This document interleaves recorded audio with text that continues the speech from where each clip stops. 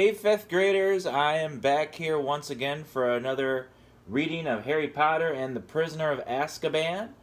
And we are going to start another week of Harry Potter readings where this week I will have 4 chapters uploaded for you. And then next week we're going to go back to 3 chapters a week.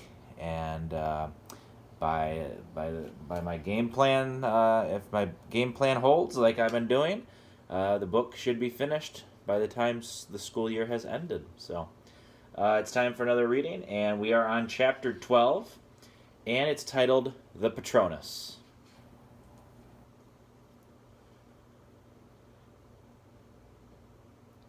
Harry knew that Hermione had meant well, but that didn't stop him from being angry with her.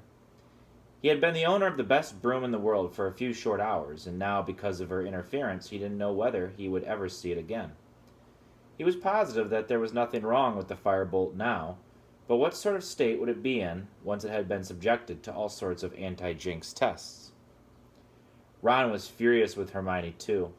As far as he was concerned, the stripping down of a brand new firebolt was nothing less than criminal damage.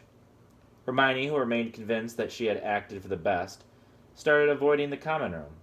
Harry and Ron supposed she had taken refuge in the library and didn't try to persuade her to come back. All in all, they were glad when the rest of the school returned shortly after New Year, and Gryffindor Tower became crowded and noisy again. Wood sought Harry out on the night before term started. "Had a good Christmas?" he said, and then, without waiting for an answer, he sat down, lowered his voice, and said, "I've been doing some thinking over Christmas, Harry. After last match, you know, if the Dementors come to the next one. I mean, we can't afford you to, well..." Wood broke off, looking awkward. "I'm working on it," said Harry quickly. "Professor Lupin said he'd train me to ward off the Dementors. We should be starting this week. He said he'd have time after Christmas." "Ah," said Wood, his expression clearing. "Well, in that case, I really don't want to lose you as seeker, Harry. And have you ordered a new broom yet?" "No," said Harry. "What? You'd better get a move on, you know. You can't ride that shooting star against Ravenclaw." "He got a firebolt for Christmas," said Ron. "A firebolt? No. Seriously? A real firebolt?" "Don't get excited, Oliver," said Harry gloomily. "I haven't got it anymore. It was confiscated." And he explained all about how the firebolt was now being checked for jinxes. "Jinxed? How could it be jinxed?" "Sirius Black," Harry said warily. "He's supposed to be after me, so McGonagall reckons he might have sent it." Waving aside the information that a famous murderer was after his seeker, Wood said, "But Black couldn't have bought a firebolt. He's on the run. The whole country's on the lookout for him. How could he just walk into Quality Quidditch Supplies and buy a broomstick?" "I know," said Harry, "but McGonagall still wants to strip it down." Wood went pale. "I'll go and talk to her, Harry," he promised. "I'll make her see reason. A firebolt. A real firebolt. On our team. She wants Gryffindor to win as much as we do. I'll make her see sense. A firebolt." Classes started again the next day. The last thing anyone felt like doing was spending 2 hours on the grounds on a raw January morning, but Hagrid had provided a bonfire full of salamanders for their enjoyment, and they spent an unusually good lesson collecting dry wood and leaves to keep the fire blazing while the flame-loving lizards scampered up and down the crumbling white-hot logs. The first divination lesson of the new term was much less fun. Professor Trelawney was now teaching them palmistry, and she lost no time in informing Harry that he had the shortest lifeline she had ever seen. It was defense against the dark arts that Harry was keen to get to. After his conversation with Wood, he wanted to get started on his anti-Dementor lessons as soon as possible. "Ah, yes," said Lupin, when Harry reminded him of his promise at the end of class. "Let me see. How about 8 o'clock on Thursday evening? The History of Magic classroom should be large enough. I'll have to think carefully about how we're going to do this. We can't bring a real Dementor into the castle to practice on." "Still looks ill, doesn't he?" said Ron as they walked down the corridor heading to dinner. What do you reckon's the matter with him? There was a loud and impatient "tuh" from behind them. It was Hermione, who had been sitting at the feet of a suit of armor repacking her bag, which was so full of books it wouldn't close. And what are you tutting us about? Said Ron irritably. Nothing, said Hermione in a lofty voice, heaving her bag back over her shoulder. Yes, you were, said Ron. I said I wonder what's wrong with Lupin and you. Well, isn't it obvious? Said Hermione with a look of maddening superiority.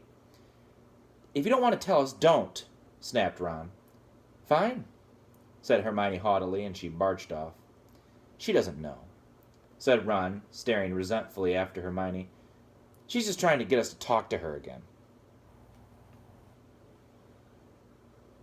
At 8 o'clock on Thursday evening, Harry left Gryffindor Tower for the History of Magic classroom.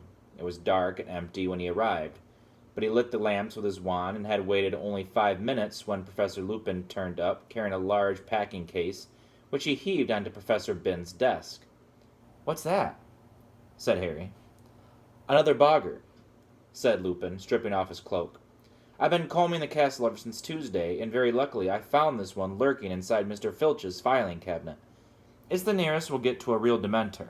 The boggart will turn into a Dementor when he sees you, so you'll be able to practice on him.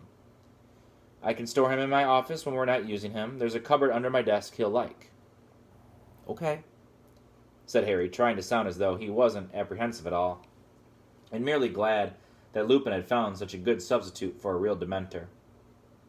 So, Professor Lupin had taken out his own wand and indicated that Harry should do the same.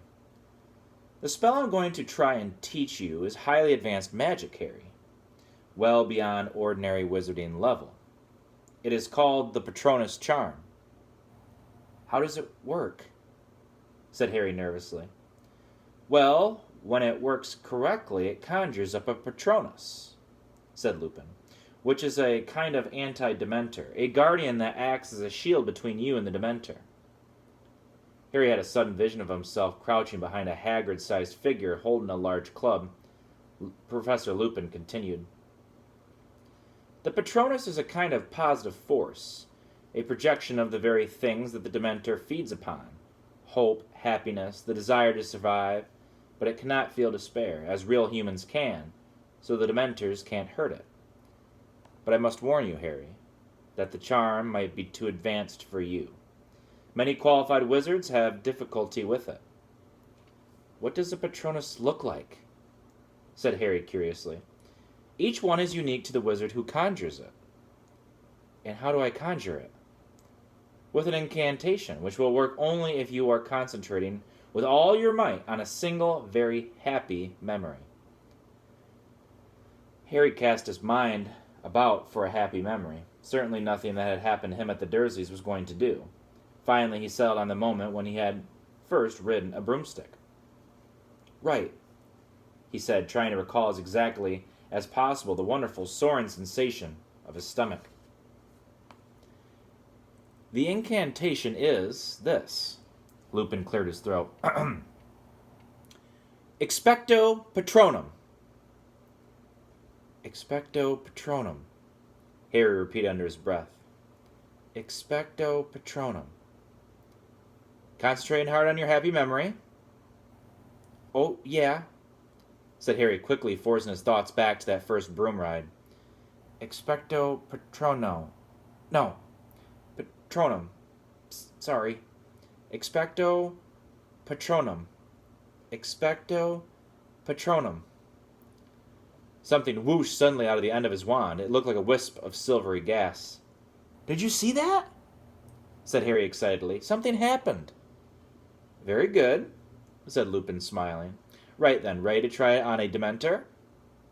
Yes, Harry said, gripping his wand very tightly and moving into the middle of the deserted classroom. He tried to keep his mind on flying, but something else kept intruding.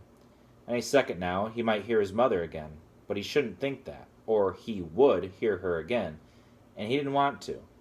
Or did he? Lupin grasped the lid of the packing case and pulled. A Dementor rose slowly from the box, its hooded face turned toward Harry, one glistening, scabbed hand gripping its cloak. The lamps around the classroom flickered and went out. The Dementor stepped from the box and started to sweep silently toward Harry, drawing a deep, rattling breath. A wave of piercing cold broke over him. "Expecto Patronum!" Harry yelled. "Expecto Patronum! Expecto!" But the classroom and the Dementor were dissolving.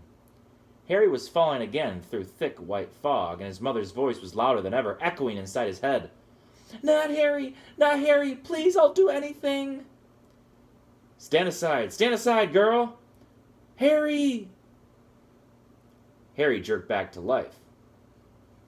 He was lying flat on his back on the floor. The classroom lamps were alit again. He didn't have to ask what had happened. "Sorry," he muttered, sitting up and feeling cold sweat trickling down behind his glasses. "Are you all right?" said Lupin. "Yes."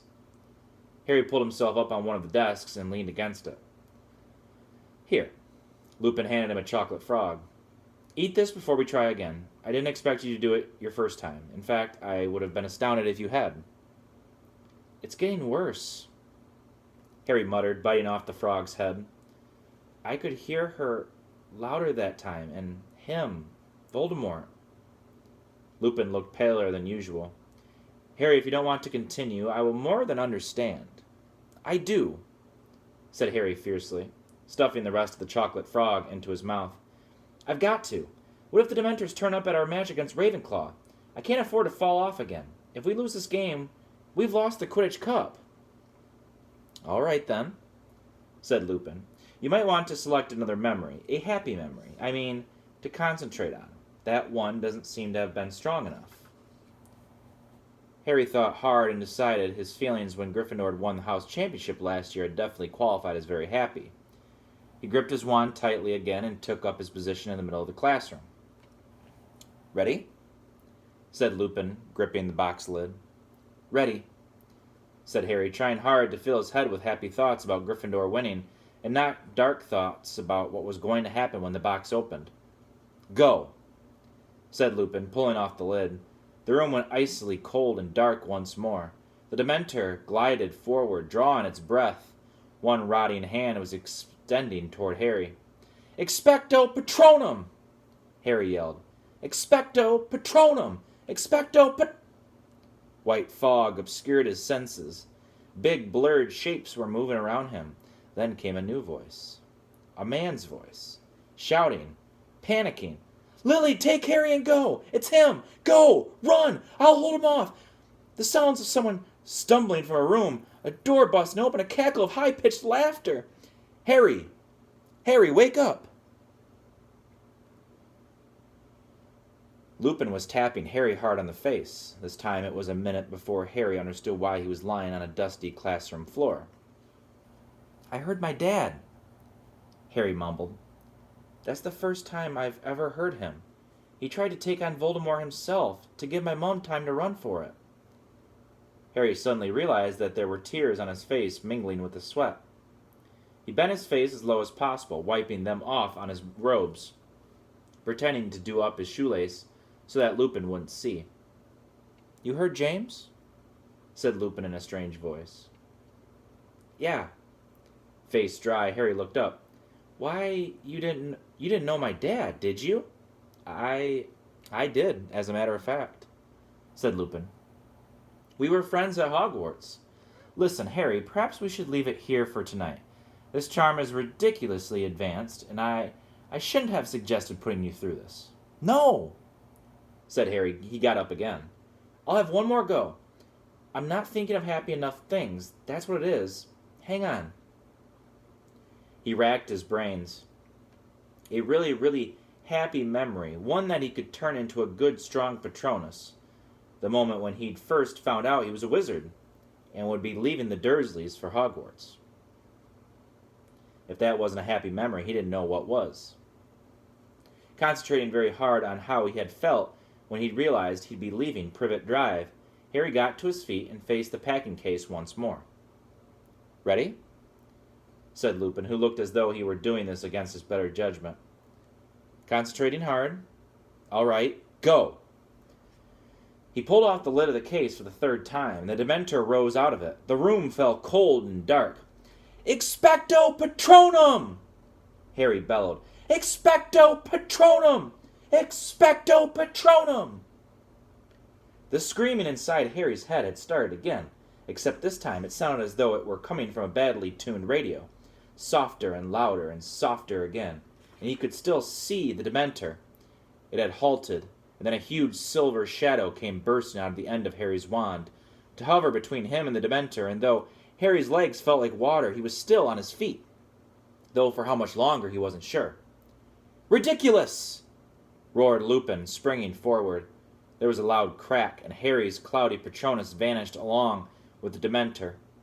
He sank into a chair, feeling as exhausted as if he'd just run a mile, and felt his legs shaking. Out of the corner of his eye, he saw Professor Lupin forcing the Boggart back into the packing case with his wand. It had turned into a silvery orb again. "Excellent!" Lupin said, striding over to where Harry sat. "Excellent, Harry! That was definitely a start. Can we have another go? Just one more?" "Not now," said Lupin firmly. "You've had enough for one night. Here." He handed Harry a large bar of Honeyduke's best chocolate. "Eat the lot, or Madame Pomfrey will be after my blood. Same time next week?" "Okay," said Harry. He took a bite of the chocolate and watched Lupin extinguishing the lamps that had rekindled with the disappearance of the Dementor. A thought had just occurred to him. "Professor Lupin?" he said. "If you knew my dad, you must have known Sirius Black as well." Lupin turned very quickly. "What gives you that idea?" he said sharply. "Nothing. I mean, I just knew they were friends at Hogwarts, too." Lupin's face relaxed.